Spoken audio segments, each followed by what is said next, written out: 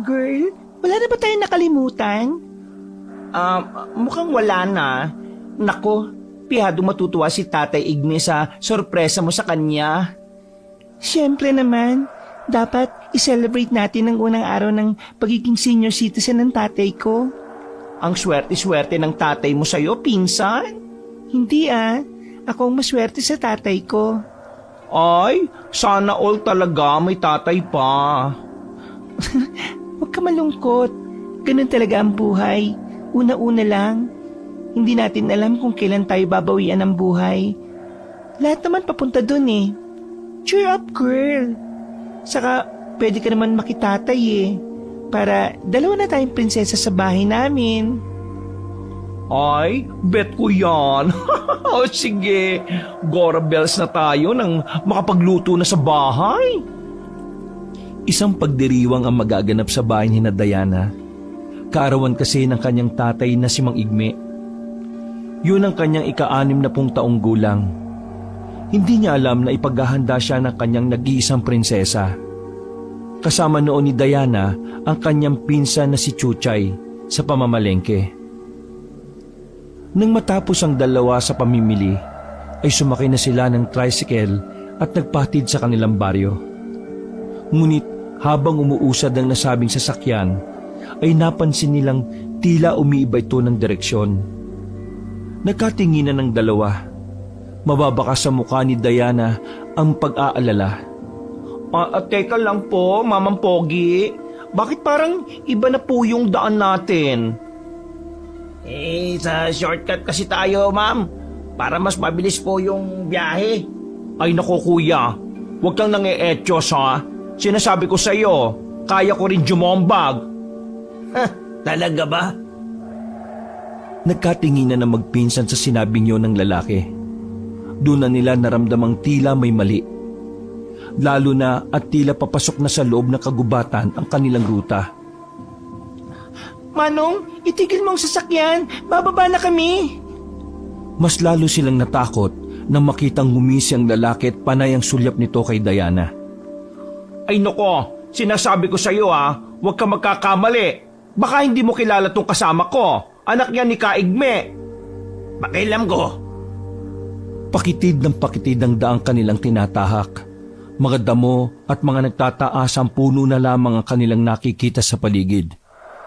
Naghawak kamay ang dalawa ng tuluyang napagtanto na kapahamakan ang naghihintay sa kanila sa kamay ng driver na yon.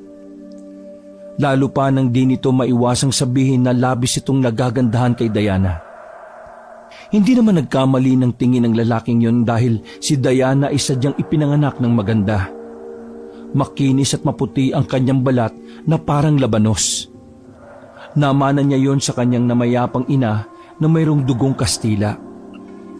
Samantalang ang kanyang tangkad at mapupungay na mga mata ay sa kanyang ama naman nakuha. Kapag lumalabas siya ay hindi talaga maiwasan na mayroong makapansin sa angking katangian na yon ng dalaga. Siya ang itinuturing na pinakamagandang dilag sa kanilang baryo. Anong gagawin natin, Diana? Hindi ko alam. Katapusan na ba ng mga beauty natin? Manahimik ka. Mag-isip tayo kung anong gagawin natin. Subukan mo kayo magpakalalaki kahit ngayon lang. Sure ka? Yun ang solusyon natin? Bahala na. Magkahawak kamay ang dalawa habang sabay na nananalangin sa bawat santo na maisip nila. Ilang minuto pa ay nasa gitna na sila ng kakahuyan. Paghinto ng sasakyan ay agad na bumaba ang dalawa at tangkang susugurin ng lalaki. Hoy! Akala mo hindi kita kayang labanan? Bakit? Lalaban ka ba? Inilabas ng lalaki ang baril mula sa kanyang tagiliran. Gusto mo pasabugin ko yung ulo mo? Ay! May baril! Shhh! Huwag kayo maingay! Yaw na maingay! Ano ba kasing kailangan mo sa amin? Kita niyo ba yung kubo na yon? Ang kubong itinuturo niya ay isang lumang bahay kubo na may hagdan. Gawa yun sa natural na materyales na kawayan, nipa at kahoy. Ang bubong ay gawa mula sa dahon ng nipa. Ang hagdan naman ay gawa sa kahoy. Ang sahig ay nakataas sa lupa at may silong na sa palagay ni na Diana ay ginawang tambaka ng mga kung anong kagamitan. Sige, pasok! Ay, wag naman mama. Parang awa mo na. Gusto na namin umuwi eh. Sige, pwede ka na umuwi. Ay, salamat naman. Oh, halika na Diana. Baka magbago pang isip. Oy! Yang magandang babae, maiiwan dito. Ikaw lang uuwi. Ay, hindi pwede no. Akala ko ba pwede na akong umalis. Bakit? Maganda ka ba? Antipatikong to. Hoy, sabi ng nanay ko maganda daw ako. Kaya wag kang ano dyan no. Ang dami pang satsat. Barilin kaya kita dyan. Sige na, pasok na! Wala nang nagawa ang dalawa kundi ang sumunod. Nang makapasok sila sa loob ng kubo, ay may nakita silang isang maliit na mesa na may nakahandang pagkain at pulang inumin. Napakunot ang noo ng dalaga. Ano to, last supper? Hindi ko alam. Inutos lang sa akin to eh. Inutos? Nino? Hindi ko pwedeng sabihin. Sige na, kumain na kayo. Sa palagay mo makakakain kami sa ginagawa mo? Alam mo, malalagot ka talaga sa tatay ko kapag nakatakas kami dito. Mas malalagot ako sa amo ko kung hindi ko siya susundin. Kaya manahimik na kayo. Mamaya-maya lang nandito na yun para sunduin ka. Sino ba yung sinasabi mo? Anong kailangan niya sa akin? Abay, hindi ko alam. Wala akong alam. Bahala na kayo sa buhay nyo. Basta ako, trabaho lang. Trabaho lang? Wala ka bang pamilya? Ate, nanay, anak? Wala ka bang konsensya at nagagawa mo ito? Kaya ako nga ito ginagawa dahil sa kanila. Sige na, kumain na kayo bago pa uminit ang ulo ko. Pagkatapos nilang kumain at uminom, ay nakaramdam ang dalawa ng pagkahilo. Ano itong pinakain mo sa amin? Nakatulog ang dalawa, ngunit narinig nila ang sinabi ng lalaki bago sila pumikit. Ang sabi nito ay Ismael. Madilim na nang imulat ni Chuchay ang kanyang mga mata. Sa punya ang mabigat at masakit na ulo. Bigla niyang natutop ang kanyang bibig nang maalala ang nangyari. Hinanap niya si Diana sa kanyang tabi, subalit wala ang kanyang pinsan. Nangapa siya sa dilim. Diana, asan ka? Ngunit wala siyang nakuhang sagot. Napagtanto niyang siya na lamang ang tao sa silid na yon. Nakaramdam siya ng malakas na pagkabog ng kanyang dibdib. Nag-alala siya para sa kasamang babae. Alam kasi nitong hindi nito gagawing iwan siya sa ganung klase ng lugar. Ayaw niyang isipin na napahamak na ang kanyang pinsan. Ayaw niyang managot sa kanyang tiyuhin. Alam nito ang ugali ng matanda kaya nahintatakutan siya sa mga masasamang iniisip. Lagi siyang natataranta, lalo na nang makarinig ng isang malakas na alulong ng aso mula sa di kalayuan. Nang unti-unting nasani ang mga mata sa dilim, ay naaninig na niya ang kanyang paligid. Sumilip na rin ang liwanag ng buwan. Tumayo siya at tinungo ang pinto, subalit nakasara yon. Nakita niyang bukas ang bintana. Tinalo niya yon. Sa isip ay gusto niyang makatakas mula sa masamang tao na nagpadukot sa kanila ni Diana. Kailangan niya umuwi para makahingi ng tulong. Biglang bumuhos ang malakas na ulan. Tumakbo siya ng tumakbo. Kahit saan siya dumaan ay wala siyang pakialam basta't makatakas lang siya. Hindi na rin niya pinapansin kahit anong matapakan ng hubad niyang mga paa. Kailangan niya makatakas. Yun ang nasa isip niya. Pinalakas niya ang loob para magpatuloy sa pagtakbo. Kahit hindi alam ang patutunguhan. Biglang tumulo ang luha sa kanyang mga mata nang maalala ang kanyang kasama.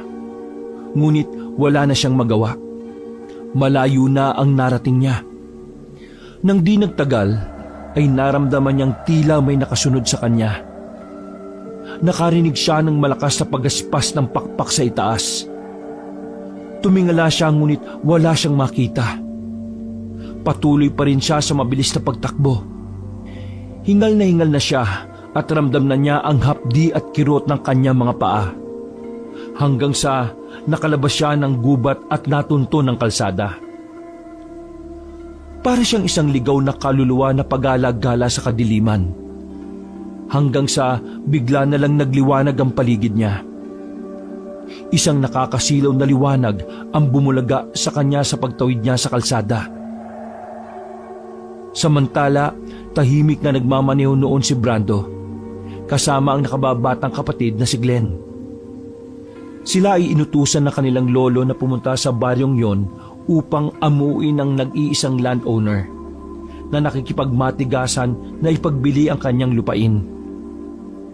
Madaling araw nang umalis sila upang makausap ng maaga ang matandang yon at mapapayag ito na maibenta sa kanila ang lupa.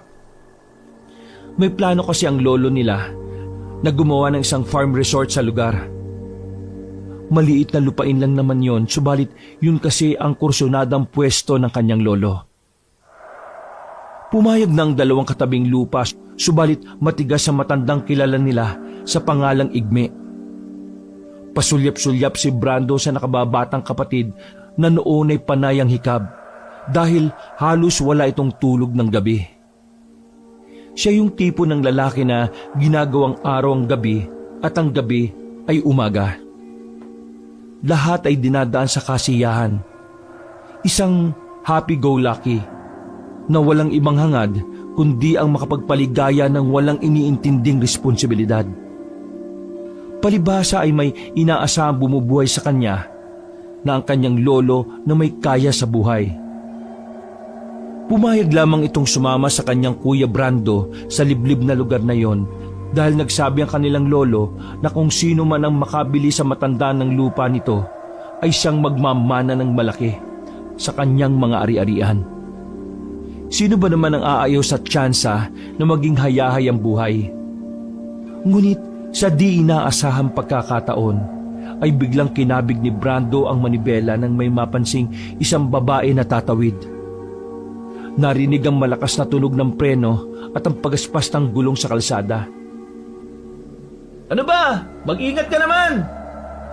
Kung minamalas ka naman mukhang nakasagasa pa tayo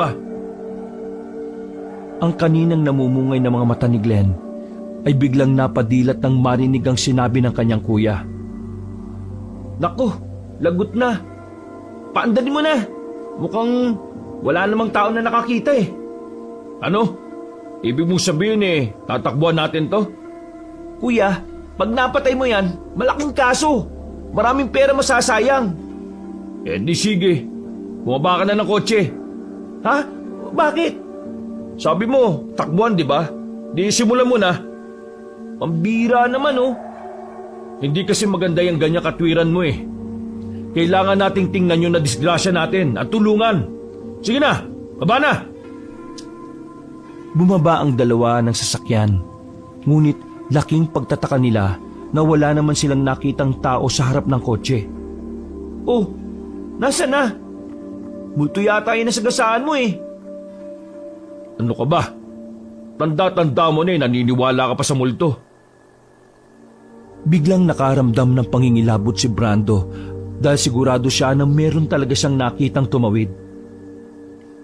Naglakad siya ng dahan-dahan palapit sa lugar na nakitaan niya ng babae. Nang biglang may kumalabit sa kanya. Natigalgal siya at di makakilos ng pagkalingon niya ay nakatunghay sa kanya ang maputlang mukha ng babae. Nabahira ng putik ang buhok at pisngi. Ang mga mata nito ay nangingitim at nagkalat ang lampas-lampas na lipstick sa kanyang labi. Kuya, ang lamig. Pasakay naman sa kotse mo. Dahil sa gulat ay naundayan niya ito ng isang malakas na suntok. Nabigla kasi siya sa anyo nito at sa boses na napakalaki. Inakala niyang isang maligno ang kausap. Mukhang babae ito dahil sa suot at ayos pero boses lalaki. Aray! Ang sakit! Ay, nako. Pasensya ka na. Hindi ko sinasadya. Huwag ka na kasing nanggugulat Hihimatayin ako sa nervyos sa'yo Kunwari ka pa. Ang sabihin mo, akala mo grasya pero disgrasya pala kaya mo sinuntok. Kung ikaw kaya bigwasan ka dyan, gusto mo? Sandali. Bago kayo magkabigwasan dyan, pwede bang makahingi muna ng tulong sa inyo? Tulong? Bakit? Kailangan ko makauwi sa baryo. Tamang-tama, doon din kami papunta. Dalian na natin at baka mamaya maabutan pa tayo ng humahabol sa akin. Sabay tingin sa taas ni Chuchay. Tahimik na ang paligid. Wala na siyang naririnig na pagaspas ng mga pakpak. Doon pa lang siya nakahinga ng maayos. Sa wakas ay makakauwi na siya at makakahingi ng tulong. Habang nasa loob ng sasakyan, ay panay ang dasal niya na sana ay nasa maayos lang na kalagayan si Diana. Siya nga pala, may kilala ka bang igme sa inyong baryo? Doon kasi kami pupunta ngayon anong kailangan niyo sa kanya? May mahalaga kaming sadya Baka pwede mong ituro sa amin. Tiyuhin ko si Tatay Igme. Doon nga ako magpapahatid sa inyo Ayun naman pala Grasya naman palang totoo, kuyang pagkakita natin sa kanya. Samantala, sa bahay ni Nakaigme ay hindi mapakali ang matanda dahil sa labis na pag-aalala sa kanyang anak at pamangkin. Halos 12 oras na mula nang umalis ang mga ito sa kanilang bahay ay hindi pa nakakabalik. Walang ideya ang matanda na namalengke ang dalawa para siya sana ay sorpresahin sa kanyang ika-60 na kaarawan.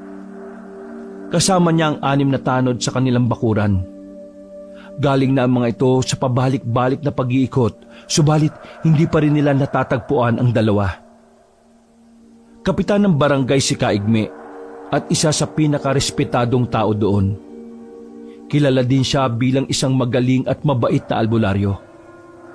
Marami na siyang natulungan lalo na ang mga taong di kaya ang mga gastusin sa ospital.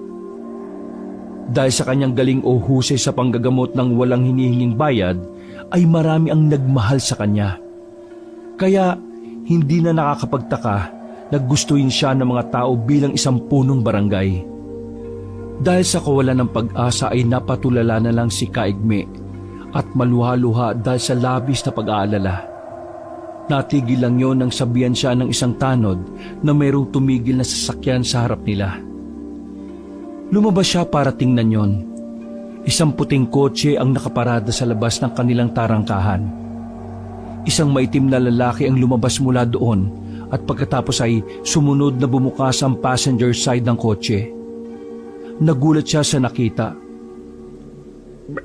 Berto, asan si Diana? Tiyo, ako si Chuchay. Berto o Chuchay, bahala ka sa trip mo. Asan nga yung anak ko? Andiyan ba sa loob? Saan kayo galing? Tiyo. Bakit parang pinitpit ng luyay ang mukha mo? Ano ba nangyari? Ganito po kasi yun At isinalaysay nga ni Chuchay ang nangyari. Naplano talaga nilang sorpresahin ng ama, kaya hapon pa lang ay namalengke na ang magpinsan. Bala kasi nilang magluto na maaga para sa gaganaping okasyon. Subalit sa di inaasahang pagkakataon ay dinala sila ng lalaki sa gubat. Dinala kayo sa isinumpang gubat? Doon nga po. Masama ito. Ano pong gagawin natin? Unti-unting bumukol ang kaba sa dibdib ng lalaki nang marinig ang sinabing yon ng pamangkin. Tiyak niya na nasa panganib ang kanyang nag-iisang anak. Sinabi ng kanyang mga tanod na tutulong sila sa pagliligtas kay Diana. Subalit panay lang ang iling ng matanda. Hindi yung ganon kadali. Masyadong delikado doon. Alam niyo naman ang kalagayan ng lugar na yon. Posible ang makapasok, pero bihira lang ang nakakalabas ng buhay. Tumigil si Kaigme nang matuon ang paningin niya sa 2 lalaki na kasama ng kanyang pamangkin. At sino naman ang mga kasama mong ito? Magandang umaga po, Kaigme. Ako po si Brando at ito naman po ang kapatid kong si Glenn. Nagpalipat-lipat ang tingin ng mga tao kay Brando at Glenn. Nasa mata nila at ekspresyon na parang di sila naniniwala na magkapatid nga ang dalawa. Dahil kung sa itsura ang pagbabasihan, negro si Brando, samantalang mistiso naman si Glenn. Parehas na may tindig at tikas ngunit di hamak na mas magandang lalaki ang nakababatang kapatid nito. Magkapatid po talaga kami. Di po kayo nabubudol, promise. Anong kailangan nyo dito sa baryo namin? Kayo po talaga ang sadya namin. Ako? Bakit ako? Alam ko po na wrong timing pero nandito kami para makausap kayo ng tungkol sa inyong lupa. Hindi ba't sinabi ko na sa inyo ang pasya ko tungkol dito? Hindi ba kayo nakakaintindi? Makikita ang galit na mukha ng matandang lalaki. Handa na nitong bunutin ng itak sa kanyang bewang, subalit agad siyang pinigilan ni Chuchay. At sinabi sa kanyang tsuhin na huwag sasaktan ng dalawang lalaki dahil sila ang tumulong sa kanya para agad na makalayo sa may gubat. Huminahon ka muna, Tiyo. Mas mainam na pag-usapan na lang po muna natin kung paano natin mapaghahandaan ang paghahanap sa pinsan ko. Muling isnalaysay ni Chuchay ang tungkol sa pangalan ng lalaki na nasambit ng driver at ang tungkol sa ibon na sumusunod sa kanya na may malakas na pagaspas sa paglipad. Biglang napaisip ang matanda sa sinabing yun ng pamangkin. Anong sabi mo? Ismael? Opo, yun ang huli kong narinig na sinabi ng driver. Hindi pwede. Alam mo ba kung sino yung Ismael na yon? Sino po yun? Kilala nyo? Oo, kilalang kilala ko ang hayop na yon. Talagang di niya ako titigilan ha. Humanda siya. Kung gera ang gusto niya, edi ibibigay ko yun sa kanya. Napahawak sa dibdib ang binata nang maramdaman niyang tila sumikip ang kanyang paghinga. Muntik na siyang mabuwal. Mabuti na lamang at naagapan siyang saluhin ni Brando. Nako, mukhang nalipasan na ho yata kayo ng panahon, Tiyo. Kaya niyo pa ba talaga ang makigera sa taong yon? Sino po ba siya? Biglang bumalik sa alaala ni Kaigme ang nag-iisa at tanging niyang karibal sa pagmamahal noon kay Aling Laura, ang kanyang mabuting may bahay. Ngunit bago yun ay naging matalik silang magkaibigan ni Ismael. Mga bata pa lamang sila ay naging sandigan na nila ang isa't isa. Madalas daw mapagdiskatahan ng mga salbahing bata sa kanilang baryo dahil payat ito at mahina. Isa pa ay madalas itong tuksoy noon na aswang. Kumakalat kasi sa kanilang baryo noon na may lahing aswang ang kanilang pamilya. Hindi naman naniniwala si Igme noon dahil mabait na kaibigan si Ismael. Palagi silang magkasundo sa lahat ng mga bagay. Isa pa ay hindi rin naman ito takot sa asin at bawang. Subalit, nagbago ang tingin nila sa isa't isa nang magwagi sa puso ni Laura ang binatang si Igme. Labis na nagtampo si Ismael. Dahil ayon dito, ay dapat na hindi na pumasok sa eksena ang kaibigan, lalo't siya naman ang nauna na nagpahayag ng pag-ibig sa dalaga. Sobrang sama ng loob ng lalaki sa kanyang kaibigan at mas lalong tumindi yon nang magpakasal ang dalawa. Hindi na ulit sila nagkaayos mula noon. Natandaan niyang sumpa ng lalaki na aagawin niya sa anumang paraan ang kanyang pinakamamahal at walang magagawa doon si Igme. Hanggang sa isang araw ay nabalitaan na lamang ni Igme na umalis na ang buong angkan ni Ismael at bali-balita na nanirahan na ang mga ito sa pusod ng gubat. At magmula nang magpunta ang pamilyang yon sa gubat, ay kinatakutan na ang lugar na yon dahil madalas daw ay may naririnig ng malalakas na ungol na tila galing sa mababangis na hayop. Kasabay pa ang pagpapakita ng malaking anino ng isang ibon sa bungad ng gubat na yon. Pinaniniwalaan ng ibon ay isang alagad o alaga ng aswang.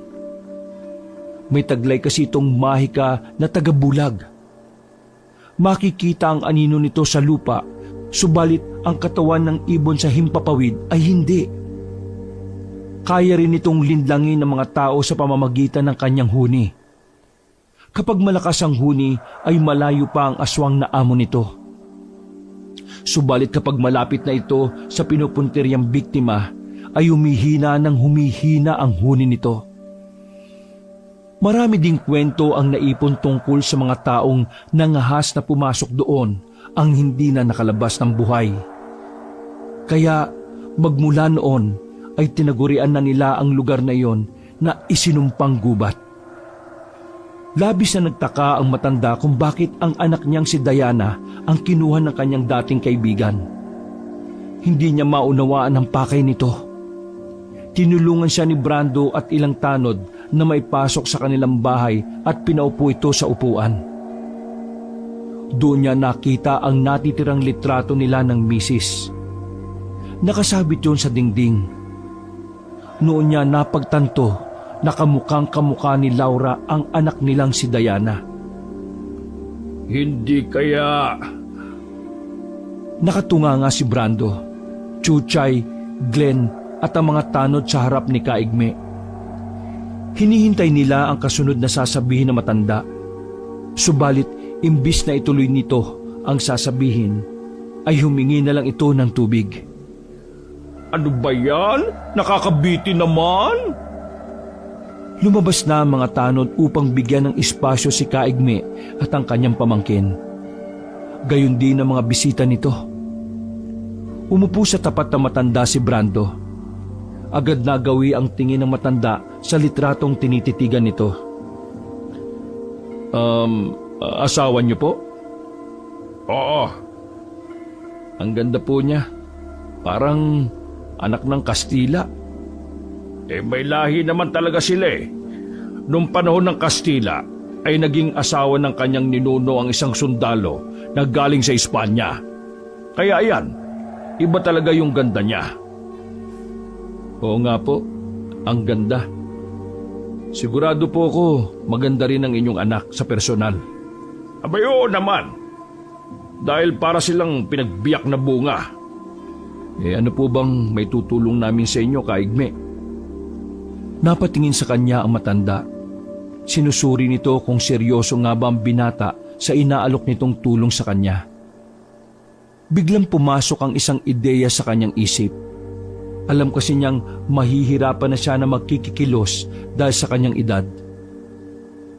Kahit na sabing isa siyang sikat na albularyo at magaling, ay tiyak na hindi na niya kakayanin pa ang makigera ng mag-isa kay Ismael na mula sa sinaunang mga aswang.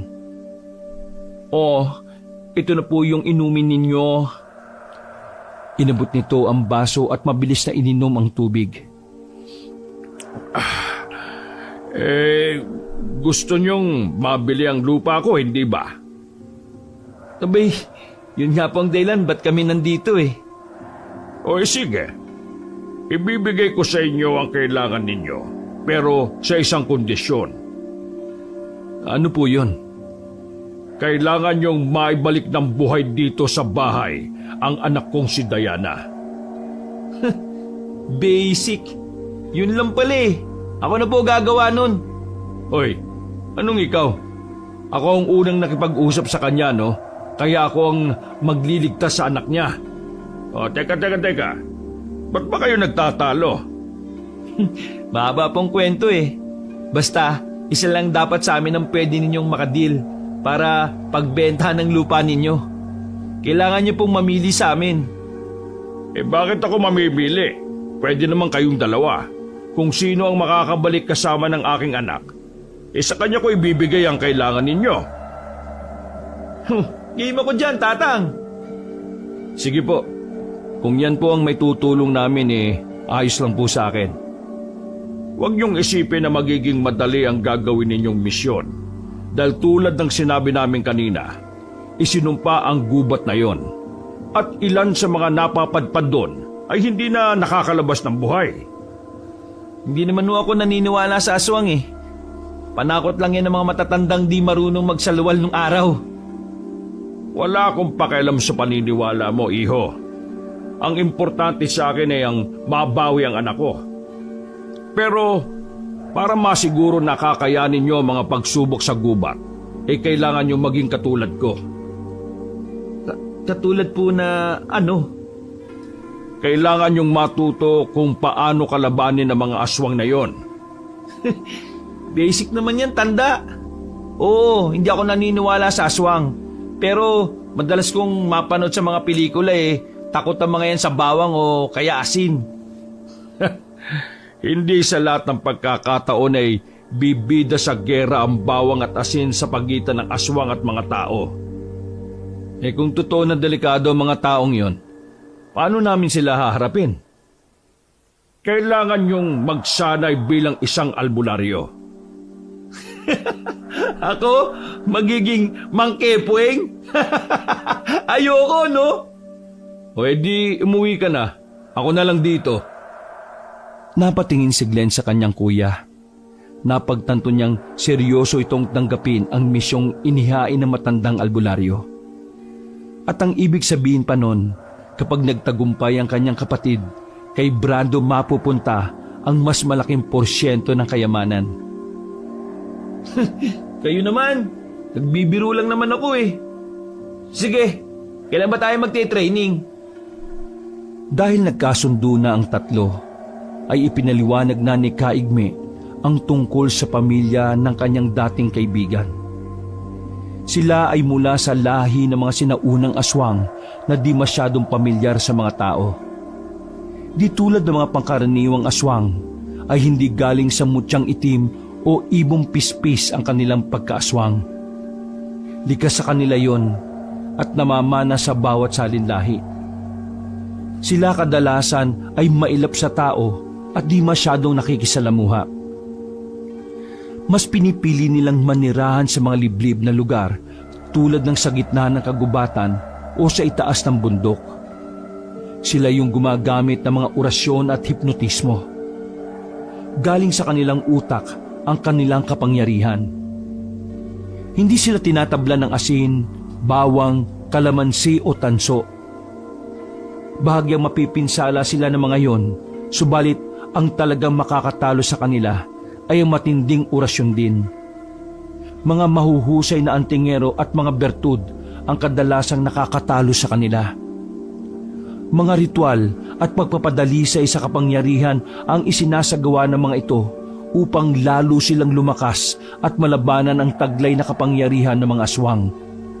Sila yung mga aswang na may alaga na sigbin o di kaya naman ay ibong wakwak na kasakasama nila sa paghahunting ng kanilang mga biktima sa gabi. Sila rin ang mga aswang na kayang gumaya ng anyo ng hayop o tao. Mamayang gabi, kailangan nyong makakuha ng sarili nyong anting-anting o mutya para meron kayong proteksyon sa inyong mga makakalaban. Anting-anting? Totoo ba yun? Oo. Paano makakakuha nun? Bakit hindi mo subukan yung mga napapanood mo sa sine? Akala ko ba nakakapanood ka ng mga pelikulang aswang? Napakamot na lang sa ulo si Glenn sa pamimiloso pong yon ng matanda. Bigla niyang naalala ang minsan niyang napanood sa isang episode ng Pedro Penduko ang tungkol sa mutya ng saging. Sa palagay niya ay yun ang pinakamadaling paraan upang makakuha siya ng anting-anting. Ano? May naisip ka ba? Abay, meron. Ako pa ba? Hoy sige, sabihin mo sa akin para maturuan kita kung paano yung kunin. Di na kailangan dahil alam ko na. Tutulungan ko kayo dahil kaligtasan ng anak ko ang nakasalalay dito. Ay nako, kung sana'y kasing lakas pa rin ako ng dati. Tiyo, ako ba? Pwede rin bang makakuha ng anting-anting? Bibigyan na lamang kita ng mutya ng ngipin ng kalabaw para tumigas-tigas ka naman. Ay, di na po kailangan yon, Tiyo. Tumabi ito kay Glenn at pasimpleng hinawakan ng mga muscle nito sa bisig. Nanigas na po. Kung patigasin na kaya kita panghabang buhay, Oo, tigil nyo na yan. Hindi ito ang tamang panahon para maglaro tayo ha. May ililigtas tayo. Tama. Sasamahan ko kayo kung saan maaari makakita ng agimat. Handa na ako dyan. Dahil sa magkasundo na ang apat, ay inanyayahan ng matandang albularyo ang dalawang binata na sa kanila na muna manuluyan habang pinaghahandaan ang nalalapit na pagsugod sa kuta ng sinaunang aswang. Maaga silang bumangon at nagganda upang pumasok sa kagubatan, kung saan sabi ni Kaigme ay nakakapagpadalisay siya ng kanyang kapangyarihan at nakakahanap ng mga mutya. Handa na sila. Hindi malaman ni Chuchay kung matatawa siya sa kanilang mga itsura o mananatiling seryoso dahil nakatitig na ng matalim sa kanya ang kanyang tiyuhin. Isinuot na ng dalawa ang bandana sa kanilang ulo. Ay grabe! Kamukha mo si Daming Glenn ko! Ako, sino kamukha ko? Kamukha mo? Si Mang Kepweng! Ay, grabe naman. Kung gwapo nakasuot ng panyo sa ulo kamukha ni Dao Mingse. Pagpangit, albularyo. Bakit? May problema ba kayo sa mga albularyo? Matatahimik ang tatlo sa kanilang mga pamimiloso po. Tara na nga! May hawak na punyal na gawa sa tanso si Brando. Hindi lang minsan niyang pabulong na sinabi ang salitang panday at inimagine na hahaba ito at magiging espada. Si Glenn naman ay hawak ang isang buntot pagi na ipinahiram din ni Kaigme sa kanila. Iwinawasiwas niya yon sa hangin. Mayroon din sila mga kwintas na gawa sa bawang. Hindi miminsang naubos si Glenn dahil sa amoy nito. Nang lumabas sila ng bahay, ay bumungad sa kanila ang mga nag-aabang na kalalakihan. Tulad nila ay may mga hawak din silang punyal, sibat, sulo at pana. Madami sila. May matangkad, may unano, may binata, matanda, mataba at may payat. Parang gustong maiyak ni Brando sa nakikita. Mababait naman pala ang mga tao sa lugar. Heto ngayon sila at handang-handa na sa pagtulong sa pagsuporta sa kanilang misyon. Nakakatuwa naman. Akala ko kami lang talaga ang maghahanap ng nawawala niyong anak. Mababait naman pala talaga ang mga tao dito sa inyo, ano? Ay syempre naman, meron ditong pagkakaisa, lalo na sa oras ng kagipitan. Oo nga, kita ko nga Nasa harap na sila ng gubat. Nakita ng dalawang magkapatid ang masukal, mapuno at madilim na kagubatan. Nilapitan sila ni Kaigme. Hinawakan nito ang noo ng bawat isa at umusal ito ng isang orasyon. Bagamat nawiwirduhan, ay ipinakibit balikat na lamang ng dalawa ang ginagawang yon na matanda. Handa na kayo. Lumakad na. Dapat bago sumapit ang umaga ay makabalik na kayo. Huwag kayong mag-alala. Ligtas naman ang gubat na yan. Hindi kayo mapapano dyan. Basta tatandaan nyo ang daan pabalik. Teka, bakit parang sa pananalita mo tanda hindi ka sasama sa amin sa loob? Ano pang gagawin ko dyan meron naman akong anting-anting. Ganun ba yun? O sila? Itinuro nito ang mga taong kasama nila na noon ay tila naghahanap na ng mapupwestuhan para makapagpahinga. Magbabantay lang ang mga yan kasama ko dito sa bukana. Kayo lang dalawa ang papasok dyan sa gubat. Ha? Ano po? Bakit naman ganun? Bakit? Bumabahag na ba ang buntot mo? Dinaya nyo kami. Kayo ba totoong mga tao? Baka mamaya kayo yung twist ng kwento Kunwari kayo yung biktima sa simula pero kayo pala yung totoong mga halimaw. Ang dami mong alam. Kakapanood mo yan Kung ayaw nyo, maaari pa naman kayong umatras. Pero huwag nyong asahan na ibebenta ko sa inyo ang lupa. Hindi ko yun ibibigay sa inyo kung hindi nyo ako matutulungan sa problema ko. Ano pa bang inihintay natin, Kuya Brando? Di pasukin na natin yung gubat na to. Pumasok na ang dalawa sa gubat. Doon ay sinalubong sila kaagad ng isang mabangong amoy ng bulaklak. Sinundan nila ang liwanag ng sikat ng buwan. Ayon na rin sa turo sa kanila na matandang albularyo. Kuya, sigurado ko ba talaga dito sa pinasok natin? Napatingin bigla si Brando sa kapatid.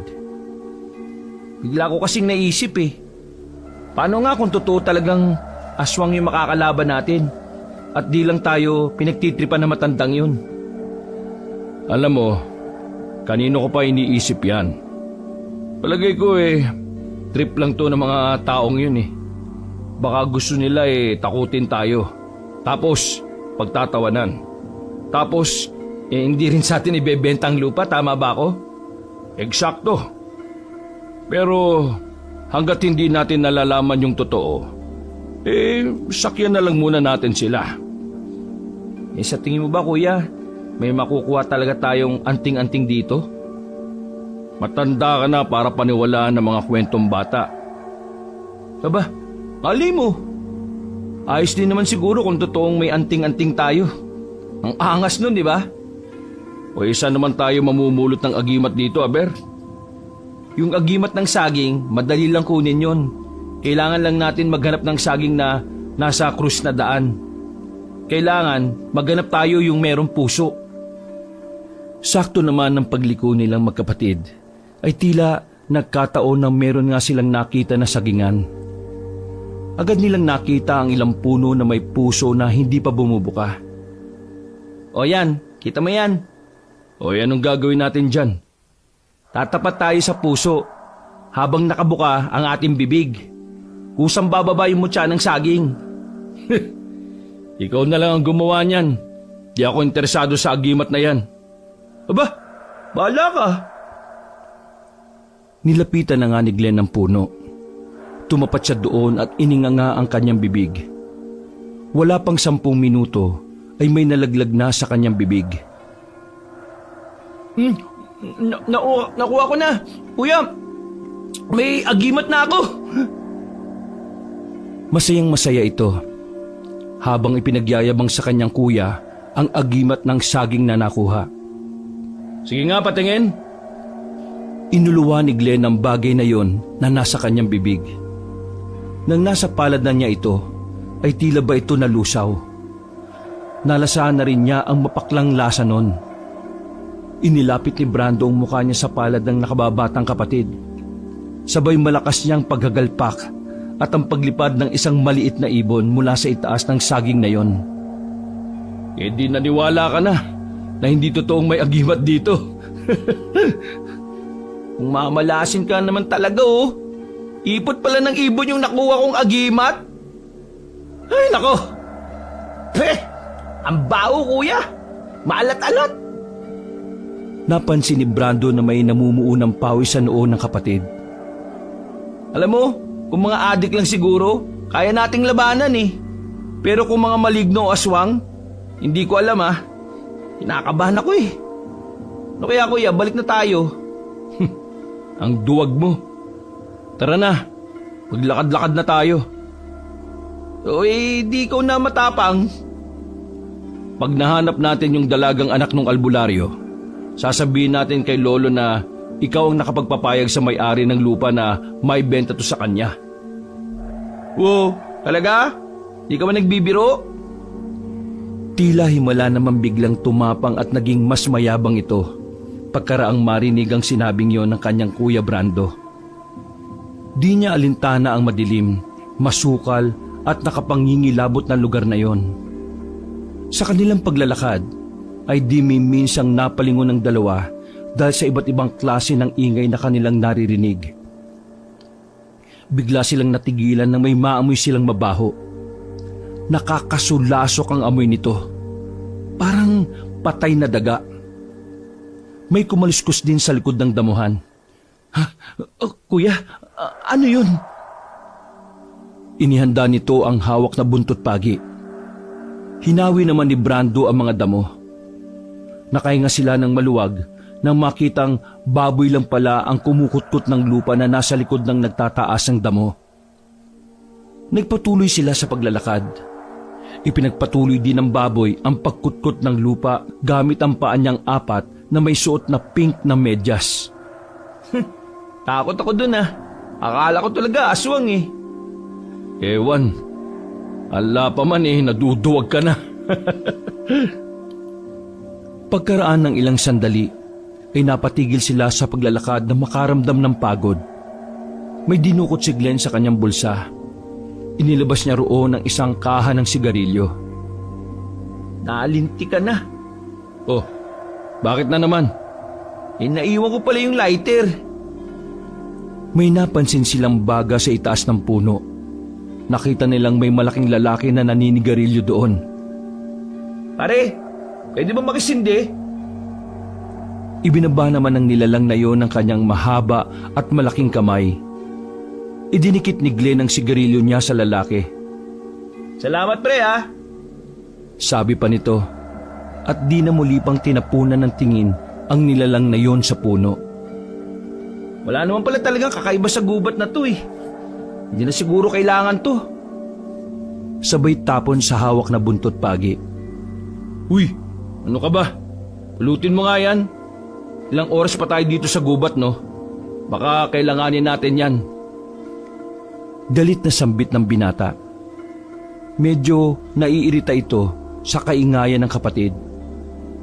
Nakaramdam naman ng kaba ang binata, kaya pinulot ulit niya ang itinapong bagay. Nagpatuloy sila sa paglalakad. Pagod na pagod sila, ngunit hindi sila pwedeng tumigil hanggat hindi sila nakakatagpo ng anting-anting. Sa kasamaang palad ay biglang bumuhos ang napakalakas na ulan na may kasamang kulog at kidlat. Lalo tuloy dumilim ang paligid. Naitago ng madilim na ulap ang liwanag na nagmumula sa buwan. Lumakas ang hangin, para itong umuugong sa kanilang pandinig. At sa bawat pagguhit ng kidlat at pagkulog, ay nagiiwan yun ng tunog na parang nananaghoy.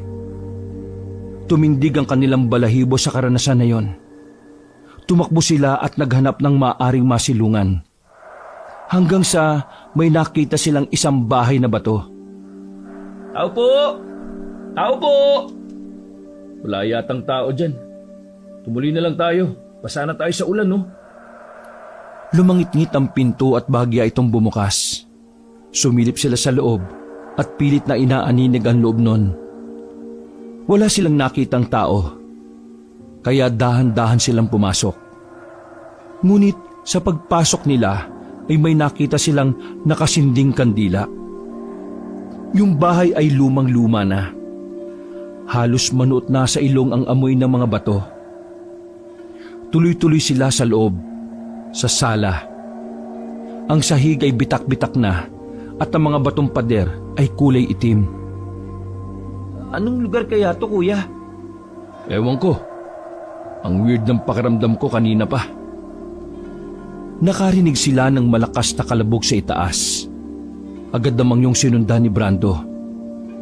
At sa pag-akyat niya sa hagdan, ay biglang narinig ulit ang malakas na kalabog. Sobrang bilis ng pangyayari. Nalaglag siya sa hagdan. Hindi niya alam kung sino ang tumulak sa kanya. Gumulong siya pababa. Aray! Leche ka. Nahulog na nga, pinagtatawanan mo pa. Nakakatawa naman kasi kuya ang itsura mo eh. Pasensya ka na ah. Halika na. Umuwi na tayo. Sa kamalasan ng dalawa ay hindi nila mabuksan ang pintuan. Sinipa na nila ito. Binalya at pinagsususuntok pero hindi umubra. Nang bigla silang nakarinig ng munting hagik-hik mula sa itaas ng hagdan. May nakita silang isang malaking anino ng ibon. Paglapit nito sa kanila, ay muli nilang naamoy ang nakakasulasok na amoy. Parang amoy ng isang naaagnas na bangkay. Biglang bumukas ang pinto. Agad na tumakbo ang dalawa palabas. Tumakbo sila ng tumakbo lalo't nararamdaman nilang tila sila ay hinahabol. Hanggang sa narating nila ng mabilis ang bukana ng gubat na yon. Hindi nila maintindihan kung ano ang nangyari. Alam nilang malayo ang kanilang nalakad, subalit ganun na lang kadali ang makalabas sa gubat. Agad silang sinalubong ng mga kasamahan nilang nakatanod doon, kabilang na si Kaigme. Bigla itong umusal ng orasyon at pagkatapos ay inihagis ang isang hugis krus na kwintas. Pagbagsak nito sa lupa ay himalang maaliwalas na sa paningin ng dalawa ang loob ng gubat. Wala nang mga naririnig nilang kakaibang ingay. Wala na rin ang mga nakasunod sa kanila. Malapit nang magbukang liwayway. Nakita nilang dalawa ang pagsilay ng ngiti sa mga labi ng matandang albularyo. Umuwi na kayo. Kailangan nyo magpahinga dahil mamaya pagsapit ng gabi ay sasalakay tayo sa kampo ni Ismael. Sandali lang. Kami ba pinaglolo ko mong matanda ka? Ano yon ha? Yung mga nakita namin sa gubat. Bakit? Ano bang nakita nyo? Teka, ano nga ba nakita natin, kuya? Ewan. Umuwi na sila. Pagdating nila sa bahay ay agad nagpahanda si Kaigme ng kanilang makakain. Sinabi nitong kailangan nila ng masasarap at masustansyang pagkain upang lumakas. Matapang kayo mga binata. Sa pagbubukas ng inyong ikatlong mata ay nalampasan nyo ang pagsubok. Maaari ko na kayong basbasan bilang mga bagong albularyo. Ha? Albularyo na kami? Mga baguhang albularyo. Pwede na rin. Maganda naman pakinggan eh. Pero hindi nagtatapos dito ang inyong pagsasanay. Madami pa kayong dapat na matutunan, tulad ng mga orasyon. Naku, si kuya na lang po ang magpapatuloy nito pagkatapos. Bakit? Ayaw mo ba? Alam mo bang marami rin namang benepisyo ang mga katulad namin? Sige nga po, tulad ng 20% discount. Glenn, Kung wala kang sasabing maganda dapat manahimik ka na lang ha? ayos lang yan sa akin, binata. Sanay na ako sa mga ganyan. Bagamat arugante ang iyong kapatid, ay nakikita ko sa kanyang masigit siyang magiging mahusay na albularyo sa hinaharap. Sa totoo lang siya talaga ang nakikita ko magpupursige nito. Ha? Ako? Imposible po yan. Maniwala ka sa akin. Hindi pa ako nagkamali sa mga hula ko sa mga tao. Paano nga po pala sa dinami-rami ng mga tao dito sa lugar ninyo kami pa ho ang napili ninyo para makasama sa isinumpang gubat. Dahil walang tao dito ang may kakayahang makalabas pa ng buhay kapag pumasok na sa gubat na yon. Alam niyo bang yung gubat na yan ay ang isinumpang gubat? Pero nakalabas kayo. Walang ibang may kakayahan noon kundi ang mga tulad nating nasa dugo ang pagiging albularyo. Kami ho may dugong albularyo? Oo. At nakita ko yung kagad nung una niyo akong kinausap. Kaya sinubo ko kayo kung totoo ang mga nakita ko sa inyong pagkatao. At hindi nga ako nagkamali. Gusto ko tuloy makilala ang lolo ninyo. Teka, sandali. Huwag kayong gagalaw ha. Bigla ay tila nangisay at tumirik ang mata ni Kaigme. Hindi maunawaan ng magkapatid ang sinasabi nito. Isang orasyon yun na Latin ang pagkakasalita. Pagkatapos nun ay hinubad nito ang mga suot na kwintas na may medalyon. Ito ang inyong mga agimat. Tig-isa kayo. Ito ang magsisilbing pananggalang ninyo sa mga masasamang elemento. Ito rin ang magbibigay sa inyo ng tapang at lakas upang harapin ang mga kalaban. Salamat po, Kaigme. Pagkasabi nun, ay sinabi nitong humiga sila sa kamang gawa sa kawayan. Nang makahiga ang magkapatid, ay biglang nakaramdam ang magkapatid ng tila pagbigat ng kanilang katawan dahil sa labis na kapaguran. Nagtungo sa silid nito ang matanda at pagbalik ay may hawak na itong mga bote ng langis. Berto, Chuchay nga kasi Tiyo. Ang kulit. Chuchay. Ikuha mo ako ng mga dahon ng ikmo sa bakuran. Agad namang yung sinunod ni Chuchay. Nang makabalik na ang inutusan, ay sinimulan na nito ang seremonya sa dalawa niyang itinuturing na bagong kasamahan. Kinuha niya ang langis at iginuhit nito sa noo ng dalawa ang krus gamit ang langis. Gayon din ang ginawa niya sa dibdib. Pinahiran din niya ang mga palad at talampakan ng dalawa. Pagkatapos ng pagpapahid ng langis at pagtatapal ng dahon, ay umusal ito ng panalangin. Lihim na napapangiti si Glenn sa nakikitang ginagawa ng matanda sa kanila.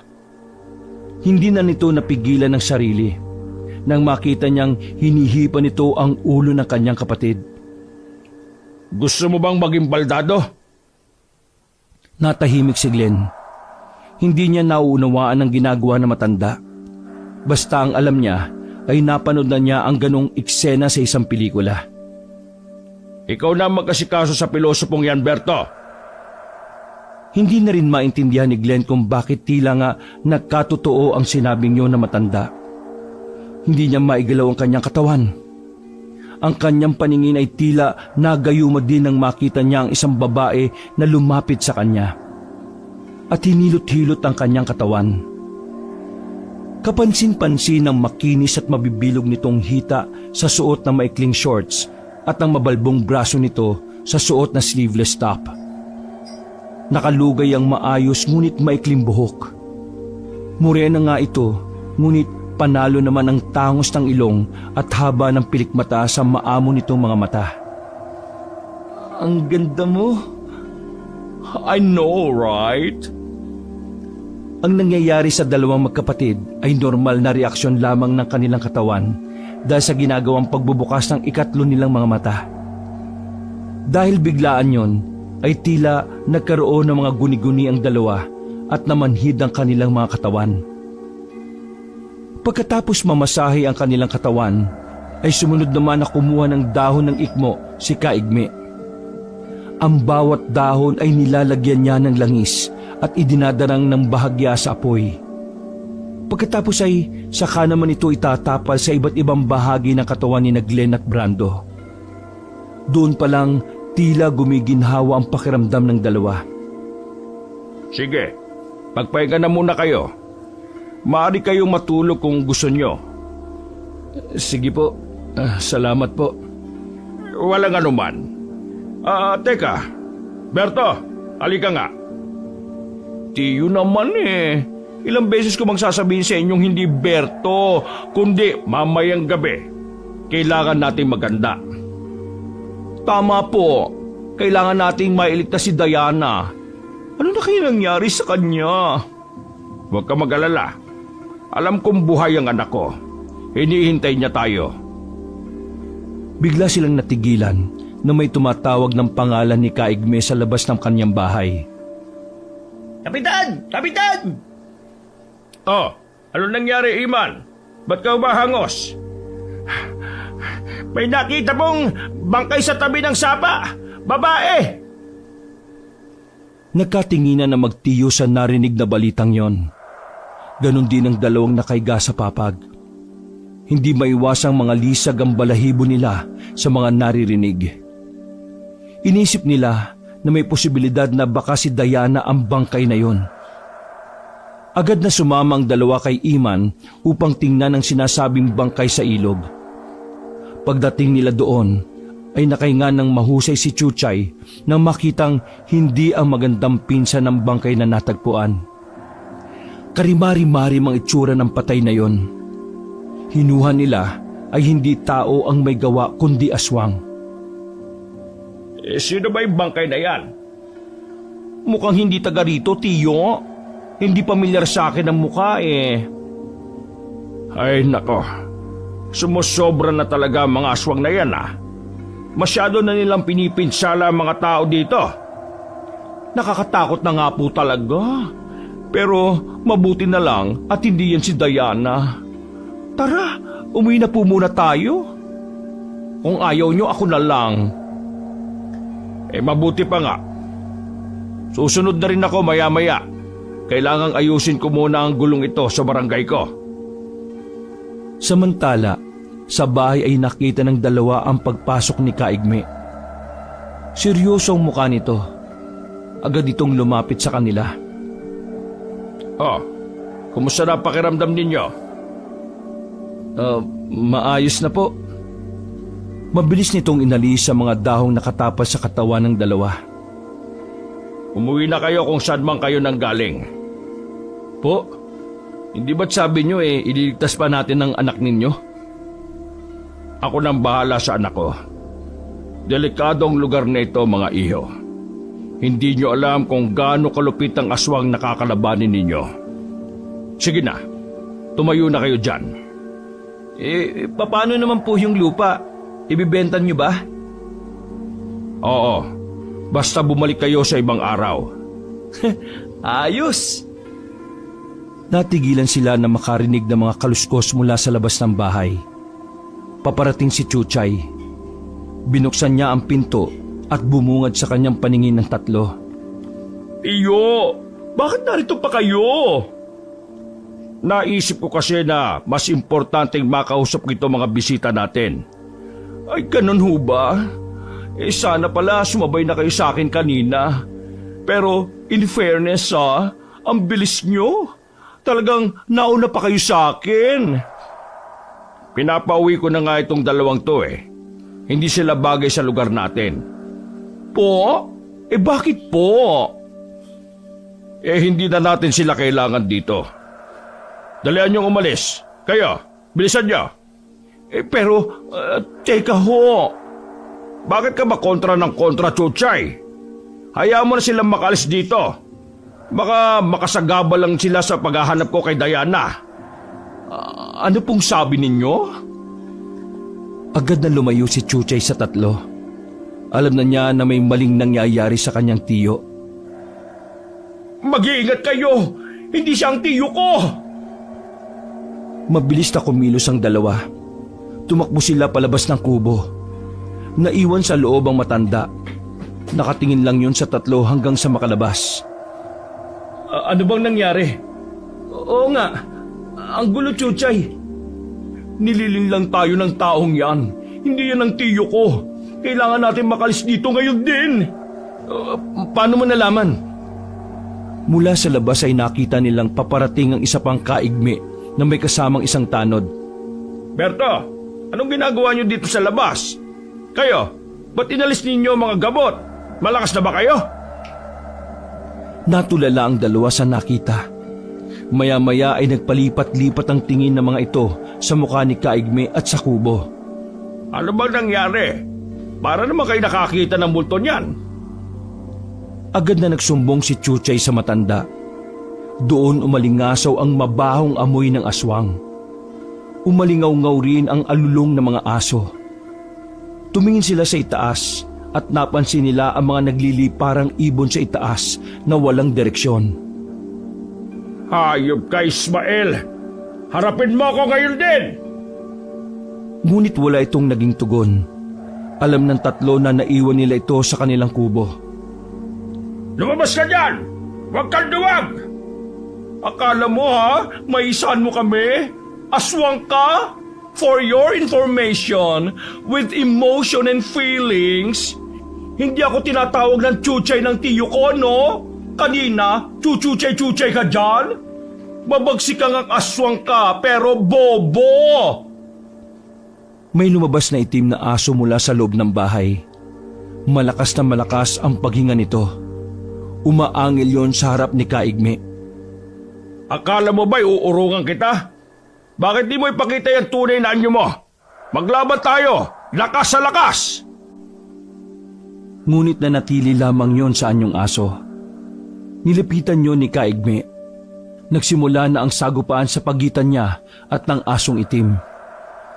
Agad na ipinamalas sa matanda ang angking kahusayan nito sa pakikipaglaban.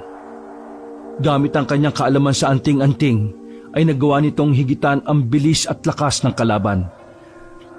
Sa kabila ng katandaan, ay kaya pa rin itong makipagsabayan ng lakas. Natulala lang si Brando at Glenn. Kunin niyo ang buntot pagi. Huwag kayong tumunganga dyan. Tulungan niyo ako mga hangal. Doon palang naging alerto ang tatlo. Nakapasok si Glenn sa loob at kinuha ang buntot pagi. Ibinato niya yon kay Kaigme. Subalit sa kamalas-malasan ay medyo malayo ang pagkakabato ng binata. Napansin niyang tila napahagikik ang asong itim.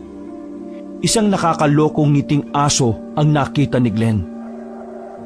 Mabilis na dinampot ni Kaigme ang buntot pagi at iwinasiwas yon sa kalaban. Napunit ang balat ng aso. Napaalulong ito ng malakas at tila nagtatawag ng kanyang mga kasangga. Palakas yun ng palakas. Nilapitan niya ang aso, ngunit sa kasamaang palad ay bigla itong humugot ng natitirang lakas at nakagat pa si Kaigme bago ito tuluyang nawalan ng buhay. Tiyo, ayos lang po ba kayo? Wala to. Malayo sa bituka. Tapos na ba yung gera? Hindi pa. Nagsisimula pa lang tayo. Sa pagkakasabing yun ng matandang albularyo, ay nakita niyang wala na ang aso sa kinahihimlayan nito.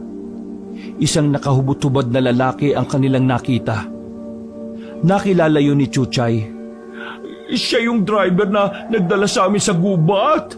Kaya pala, alam mo ang pangalan ko, hayop ka. Bubugbugin kita. Pinagsisipa nito ang katawang yun ng lalaki. Oh, wag mo nang sayangin ang lakas mo dyan, Berto. Patay na yan eh. Ay, teka ho, paano po natin ipapaliwanag ito sa mga tao? Nakapatay ho tayo, tiyo. Lumapit ang mga tanod sa kanila. Dahil sa nakitang kababalaghan at batid nila ang katotohanan, ay nagboluntaryo mga ito na sila na lamang ang magliligpit sa namatay na aswang. Kinuha nila ang bangkay at sinunog yun sa bukid. Pagkatapos ay humukay sila ng malalim na butas upang doon ihimlay ang mga bahaging di kayang tupukin ng apoy. Kinahapunan ay naghanda na ang apat para sa gagawin nilang misyon. May bitbit na bayong ang matanda na kanina ay ipinahanda nito sa pamangking si Chuchay. Nagdesisyon na matanda na sila na lamang tatlo ang susugod sa gubat. Dahil si Chuchay naman ay maghahanda ng mga langis na kakailanganin nila sa kanilang pagbabalik. Kuya, sigurado ka ba dito? Oh, naduduwag ka na naman. Andito na tayo eh. Ngayon ko pa ba naman aatras? Nakita mo ba yung kanina? Totoong aswang. O ano naman? Ano? Alagad lang yung kanina. Paano na lang yung pinuno nila yung haharapin natin? Alam mo, kapag takot ka, huwag mo nang subukang alamin. Seryoso ako eh. Sa palagay mo ba, maski sabihin niyang mga albularyo na tayo kakayanin natin ang makipaglaban? Hindi natin malalaman kung di natin susubukan, no? Ayoko na kuya. Ayaw mo na ng mana? Kaya-kaya naman talaga natin yung mga aswang na yan Basic, no? Ano ba't nag-aral ako ng mga martial arts na yan at arnis na yan kung hindi ko magagamit sa totoong laban? Ay naku, ang tagal naman gumabi. Naiinip na ako Tao talaga Kapag pera ang usapan, ginaganahan. Bago sila pumasok sa gubat ay nakita nilang tila nangingisay si Kaigme at mayroon itong binabanggit na mga salita sa kakaibang lingwahe. Nag-uorasyon pala ang matanda. Pagkatapos nun ay hinarap niya ang kasama. Partikular na ang magkapatid na si Brando at Glenn. Alam kong hindi kayo naniniwala na kabilang na kayo sa mga katulad ko. Mga tagalungsod kayo at hindi bagay sa inyo ang maging albularyo. Pero alam niyo bang yung pinasok niyong gubat na yon puno rin ng mga masasamang elemento. At wala din basta-basta nakakalabas ng gubat na yon. Pero kayo, nakalabas kayo. Dahil espesyal kayo. Magsabi nga kayo ng totoo. May lahi ba kayong albularyo? Ho? Siyempre, wala po, no? Imposibleng wala. Kayo ang isinama ko dahil naniniwala ako na meron kayong kakaibang kakayahan at katapangan bilang mga bagong albularyo. matutulungan niyo kong iligtas ang nag-iisa kong prinsesa. At ipinapangako ko na pagkatapos nito ay hindi lamang lupa ang may bibigay ko sa inyo. Maaring pakasalan ng isa sa inyo ang aking anak. Maski yung lupa na lang po yung sa akin. Dito na lang po sa kuya ko ninyo ipakasal yung anak ninyo. Mainam na po yan para hindi po tumandang binata to. Wala kasing magkagusto eh. Hoy, kung makapagsalita ka, may problema ka ba sa pagbumuka ko? Wala. May sinabi ba ako? Pumasok na sila sa gubat at ginalugad ang kadawagan nito. Hindi pa sila nakakalayo ay may narinig na silang kaluskos at malalakas na alulong na mga aso. Agad inihanda na matanda ang kanyang punyal at iniabot ang 2 buntot pagi sa magkapatid. Maging alerto kayo dahil anumang sandali sa gubat na ito ay maaari tayong manganib. Pinakinggan nila ang kaluskos at ang lumitaw sa kanilang paningin na pinagmumula nun ay isang ordinaryong panggabing hayop lamang. Ipinagpatuloy nila ang kanilang paglalakbay hanggang sa may nakita silang isang bahay. Maliwanag na maliwanag ang loob ng kabahayan. Sa labas pa lang ay makikita na ang mga nakasindi at nakatirik na mga kandila sa bakuran. Parang may piging na nagaganap. Marahang lumapit ang 3 sa bahay na yon. Nang nasa malapit na sila, ay nagkubli muna sila at nagmanman. May nakita silang isang babae na tumungo sa di kalayo ang talahiban. Napangisi si Brando at Glenn sa nakita, lalo na nang simulan tanggalin ng babae ang suot nitong damit. Ano ba? Tigilan nyo yung mga kamanyakan nyo, ha? Teka lang ho, Kaigme. Huwag ho kayong magulo. Biglang tila natulala si Glenn nang humarap sa kanila ang babaeng yon. Dahan-dahan siyang lumapit sa kinaroroonan ng babae. Sinasabi ko na nga ba kahinaan nyo ang babae. Lingid sa kaalaman ni Glenn at Brandon ay isang nagbabalat kayong babae lamang ang kanilang pinagpapantasyahan. Si Glenn ang unang nakalapit sa babaeng yon. Pinagyaman ito at binusog ang kanyang mga mata sa kanyang nakikita. Agad na umusan ng orasyon ng matandang albularyo upang magising ang nahihipnotismong isip ng dalawa. Malapit na ang mukha ni Glenn sa mukha ng babae. Halos isang dangkal na lang ay maghahalikan na sila. Mabuti na lang ay umipekto kaagad ang makapangyarihang orasyon ni Kaigme at tumambad sa mga mata ni Glenn ang mukha ng isang matandang hukluban. Sa gulat ay biglang nasuntok ito ni Glenn at sa lakas ay gumulong ito sa lupa. Biglang nanlisik ang mga mata nito at nagalit. Tama na ang laro, Ismael! Sumingasing ang aswang na parang tunog ng nagkikiskisang tuyong kawayan.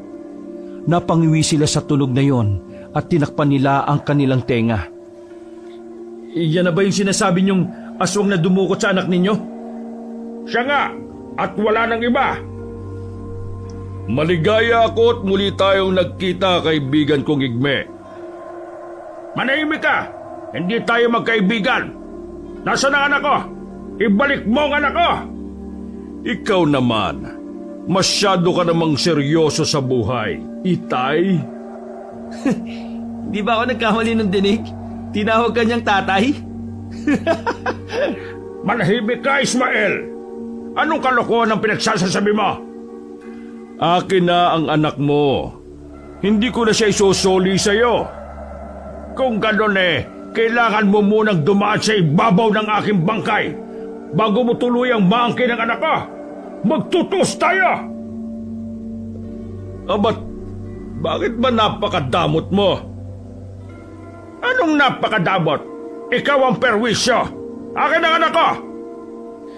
Nagpambuno ang dalawa bagamat parehas na may edad na ay naglaban sila lakas sa lakas, liksi laban sa liksi. Nagpagulong-gulong sila sa lupa. Kaigme ako 100,000 piso. Sus, ang hina mo naman makipagpustahan, kuya. Pero sige, pwede na rin. Doon ako sa huklubang asong na si Ismael. Yan. Sige, Kaigme. Suntukin mo yan. Yan! Ang galing mo! Aba, hindi papatalo man ako, no? Galingan mo, Ismael! Gumanti ka! Sige! Bangon! Sipain mo! Sipain mo! Hoy, mga hunghang! Magsitigil nga kayo! Hanapin yung anak ko! Pagkasabi noon na itinuloy nila ang laban. Suntok, sipa, kalmot, hanggang sa iginupo na sila ng pagod. Abot-abot ang hingal ng dalawa. Sandali. Time first. At anong nakakatawa, ha? Pasensya ka na. Ngayon ko lang na-realize na pinaglipasan na talaga tayo ng panahon, Igme. Ganun talaga. Matatanda na tayo Kasama ng pagtanda ang paghina. Teka, kung ganun inaamin mo na ba na mahina ka na? Ako? Mahina? Hindi totoo yan. Malakas pa ako sa kalabaw, Igme. Yan, sige. Tama na ang satsat. Tuloy ang laban! At nagpatuloy nga ang kanilang laban. Walang gustong magpaawat. Samantala, ang magkapatid ay umalis na sa lugar ng labanan. Pumasok sila sa kubo. May nakita silang babae na nakasuot ng puting bestida. Nilapitan nila yon. Payapa yung nakahiga at napakahimbing ng tulog. Ito na kaya si Diana? Siya na nga siguro. Kasi kamukha niyo yung babae sa larawan Grabe, ang ganda pala talaga niya. Mistisa, Kuya Brando. Anak ba talaga to ni Kaigme? Mas malabo namang si Ismael yung tatay nito. Ang ganda niya, no? Ano kuya, kursunada mo? Sa palagay mo ba, papatulan ako nito? Hindi. Baka nakakalimutan mo, utol mo ako, ha? Alam ko naman kasi ang karakas mo Turpik Ligawan mo muna bago mo tanungin kung papatulan ka niya o hindi. Ay nako, bahala ka nga dyan. Uy, tika, paano ba natin ito gigisingin? Diyugyugin mo. Ayaw nga magising Sandali, anong nangyayari sa kanya? Tingnan mo yung bibig niya, Nagiging kulay ubi na. Dali, sabihin natin to kay Kaigme. Pagbalik nila sa pook ng labanan, ay nakita nilang nakahandusay na ang dugo ang si Kaigme. May mga bakas ito ng kagat na parang sa aso. At hindi nga sila nagkamali. Isang dambuhalang aso ang nasa kanilang harapan. Nanlilisik ang kanyang mga mata at mahaba ang kuko na kayang-kayang pumunit ng laman ng tao. Para itong naghahamon at tila sinasabi sa dalawa na siya ang poon. Siya ang malakas. Mababaka sa mukha ng dalawa ang labis na takot sa kanilang nakita. Nagsimula na ring umalingasaw ang kakaibang amoy ng pagkabulok sa hangin. Diyos ko, kuya, ang laking aso niyan. Hindi aso yan, tanga. Ano yan, kambing? Utusan kaya kita dyan. Aswang yan si Raulo. Lalabanan ba natin yan? Malamang. Kaya nga tayo nandito, di ba? Teka, yung pustahan. Panalo ko Huwag mong kakalimutang magbayad sa akin Sa kinahihigaan ni Kaigme, ay di nito mapigilan ang mapamura sa dalawang kasama.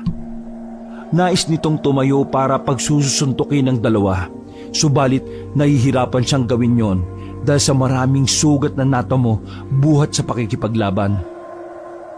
Nalipat ang tingin niya sa kalabang aswang. Nakatingin sa kanya si Ismael, ang nag-anyong dambuhalang aso. Lumapit ito ng dahan-dahan at alam niyang siya ang muling punteriya nito. Nang mapansin ni Brando na muling aatakihin nito ang matandang albularyo, ay naisip niyang kailangan ng tulong ng matanda. Naisip niya na kung mapapahamak ito, malamang ay katapusan na rin nila.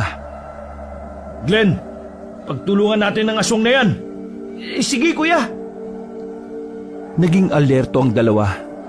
Pinag-aralan nila ang kilos ng aswang. Naghintay ng magandang pagkakataon. Mabilis ang naging paggalaw ni Brando. Agad niyang hinambalos ang aso ng latigong gawa sa buntot pagi. Tinamaan ang aswang. Glenn! Ang asin! Asan ang asin? Loko! Nasa bayong ni Kaigme! Kunin mo dali! Muli niyang nilatigo ang aswang. Nakita niyang napuruhan yon at bumagsak sa lupa. Nang makuha ni Glenn ang asin, ay agad din niyang isinabo yon kay Ismael. Hindi ako tatabla ng asin nyo, mga tanga! Nagbago ito ng anyo at bumalik sa pagiging anyong tao. Tumayo ito at ipinakita ang mahaba niyang pangil sa dalawa. Kasunod ang pagbuga nito ng hangin ng sunod-sunod. Lintik na. Ang baho ng hininga mo. Pasugod na ang aswang sa kanila.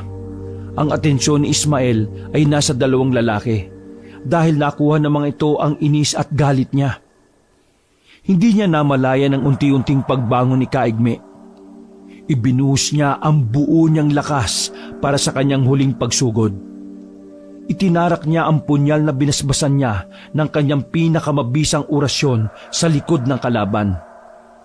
Yeah! Hanggang ngayon, Igme, traidor ka pa rin! Sabay silang bumagsak sa lupa. Patawarin mo ako, Ismael. Hindi ko mapapayagan na sirain mo ang buhay ng anak ko. Kahit mapatay mo ko, habang buhay na ninyong dadalhin ang dugong aswang na ibinigay ko sa anak mo. Anong ginawa mo sa kanya? Nananalaytay na sa kanyang dugo ang kamandag ko. Magiging aswang na ang anak mo. Hindi! Narinig na ang tilaok ng mga manok sa baryo na yon. Yun na ang pinakahihintay ng lahat, ang pagsikat ng araw. Unti-unti nang nanghinang aswang hanggang sa tuluyan na nga itong nawalan ng buhay. Namatay ito na puno ng puot. Matagal na niyang pinagpaplanuhan ang mapagigantihan ang kanyang mortal na kaaway. Dahil sa loob ng maraming taon, ay naniwala ito na kasalanan nito ang lahat ng kalungkutang naranasan. Dahil sa kabiguan kay Laura, ay hindi na ito nag-asawa. Dahilan upang maputol na ang kanyang salinlahi. Ang iba rin kasi nilang kamag-anak ay umalis na sa lugar na yon, o kung hindi naman ay marahil tahimik na ang mga ito sa buhay nila na nakatago sa mga tao. Katapusan na ni Ismael. Kahit papaano ay masaya siya na malagutan ng hininga sa lugar na itinuring niyang kaharian sa loob ng maraming taon. Kuya, panalo tayo. Ang anak ko, nasaan si Diana? Pagkarinig noon ay agad na inipon ni Brando ang kanyang lakas. Nilapitan niya ang matanda at inilalayan ito na papasok sa kubo. Kailangan nating mailabas si Diana dito. Kailangan ko siyang magamot bago pa man siya tuluyang maging aswang. Hinawaan niya ang inyong anak?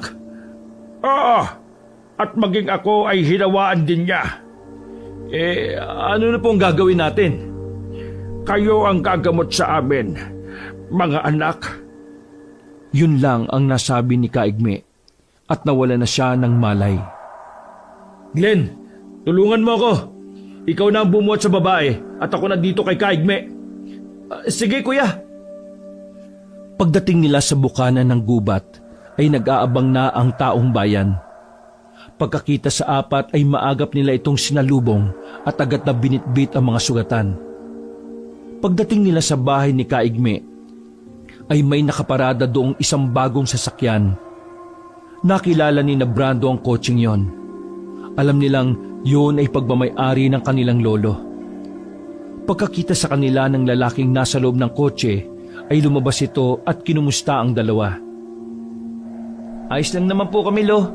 Kaso, yung mga kasama namin na nakipaglaban sa aswang sugatan. Agad na nilapitan ng kanilang lolo si Kaigme at Diana. Agad nitong sinabi na nagtataglay na ang mga ito ng kamandag ng aswang. Sa sandaling pag-iisip, ay biglang nakiusap ang matanda sa kanyang mga apo na kung anuman ang masasaksiyan nila sa lugar na yon ay hindi nila ipagsasabi kahit na kanino. Tumango ang dalawa maski hindi yun agad naunawaan.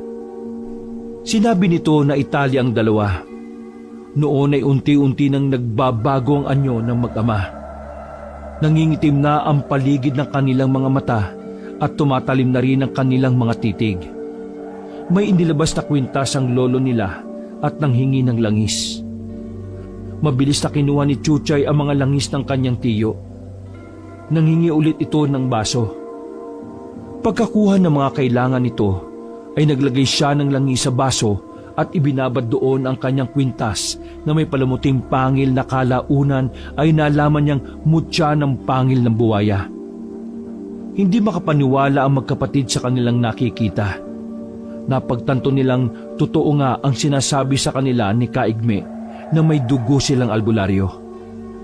Nagsambit ng orasyon ng matanda pagkatapos ng seremonyas at ipinainom nito ang langis sa mag-ama. Nagwawala ng mga ito na tulad ng isang asong nauulol. At sa muling pag-inom ng langis ay sumuka sila ng itim na likido. Lumipas ang ilang oras ay nagising si Kaigme. Napansin niyang nababalutan ng mga dahon ng kanyang mga sugat. Ligtas na ako. Kayo ba ang may gawa nito? Tanong niya sa magkapatid. Umiling ang mga ito at ipinakilala nila ang kanilang lolo. Sinasabi ko na nga ba tama ako. At masayang nagkwentuhan na nga ang dalawang matanda. Samantala, sa loob naman ng silid ay nagising na rin si Diana. Agad niyang nakita si Chuchay na nasa tabi niya. Anong nangyari? Ay, salamat naman, nagising ka na. Si tatay, nasaan? Nasa sala. Tulad mo ay kagigising lang din niya. Alam mo, marami tayong mapagkukwentuhan tungkol sa mga nangyari. Pero bago yun ipapakilala ko muna sa'yo yung mga naging bayani mo. Ha? Bayani? Oo, sila yung mga tumulong para iligtas ka sa kamay ni Ismael. Talaga? O sige, tawagin mo sila. Gusto ko silang makilala. Agad na tinawag ni Chuchay ang dalawang lalaki. Natutuwa naman si Kaigme nang malamang gising na at ligtas na sa kapahamakan ang kanyang nag-iisang anak. Kayo po ba nagligtas sa akin? Ha? Nako, yan ka na naman kuya Nauutal na naman sa harap ng babae. Huwag mo naman akong pinapahiya. Magpakatotoo ka na kasi. Lakasan mo loob mo. Sayang ang ganda. Huwag kang mahiya. Ano bang pangalan mo? Ako si Brando. Salamat, Branto Salamat sa pagliligtas niyo sa amin ng tatay ko. Isang ngiti ang sumilay sa labi ng dalaga habang nakatitig kay Brando. Halika, ilapit mo ang iyong kamay. Nais kong pasalamatan ka. At sa unang paglalapat ng kanilang mga palad, ay biglang nakita ni Brando ang isang malabong larawan sa isip. Ngunit maski malabo yon, ay alam niyang siya ang lalaking nasa tabi ng isang babaeng nakatrahe de boda. Si Diana. Bigla siyang bumitaw at namula ang kanyang muka. Sa nangyaring yon, ay nabuksan ang isip ni Brando tungkol sa kanyang angking espesyal na kakayahan bilang isang baguhang albularyo. Ang makita ang kinabukasan. Tapos na ang gulong sinimula ni Ismael. Wala nang aswang ang mga angahas na manggulo sa lugar na yon. Lalo na't pagkalipas ng ilang taon ay doon na rin pinili ng magkapatid na si Glenn at Brando na manirahan. Naging asawang ang tunay ni Brando si Diana.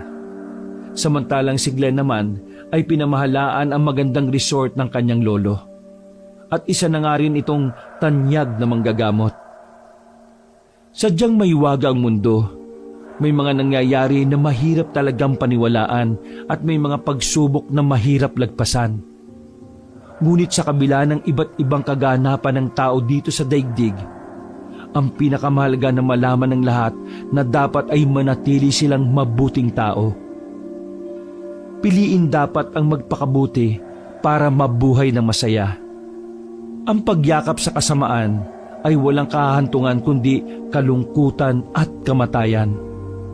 Kaya laging tatandaan na hindi kailanman nagwawagi ang kasamaan laban sa kabutihan. Wakas. Girl, wala na ba tayong nakalimutan?